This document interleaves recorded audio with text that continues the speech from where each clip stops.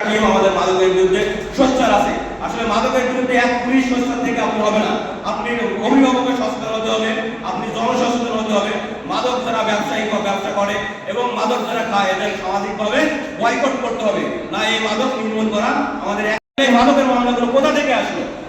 আমি গত 2-3 দিন আগে আমি 9 কেজি 10 কেজি গাঁজা, আমি 9 কেজি 135 গ্রাম গাঁজার মামলা আমি দিয়েছি এবং নিয়মিত প্রতিদিন 1 দিন 2 দিন পর পরই আমার থানায় মাদকের মামলা হয় এবং বিভিন্ন জায়গায় সেখানে উপস্থিত ছিল পুলিশ, র্যাব, মাদক এবং একজন নির্বাহী ম্যাজিস্ট্রেট স্যার ছিল।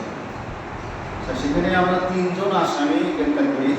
একজনের নিকটে একদম দেহ তল্লাশি করে হেরোইন উদ্ধার হয়। একজন মহিলা যিনি ছিলেন তার আলমারির মধ্যে পাওয়া যায়।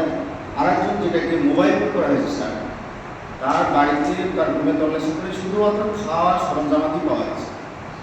উপস্থিত এখন যাকে যে অবস্থায় পাওয়া গেছে, আমার ফেসবুকে উনি আবার লিখেছেন যে আপনার কি কোনো দায়িত্ব ছিল না? অবশ্যই আমার দায়িত্ব ছিল। আমার দায়িত্বটা কিন্তু আমি আমার জায়গা থেকে করেছি। একদিকে হচ্ছে আমি ভিডিওটা দিয়েছি, দ্বিতীয়ত হচ্ছে আমি আমার জায়গা থেকে আমি চেষ্টা করেছি ওই কুকুরটাকে উদ্ধার করার জন্য, তাতে যেভাবে হোক না কেন।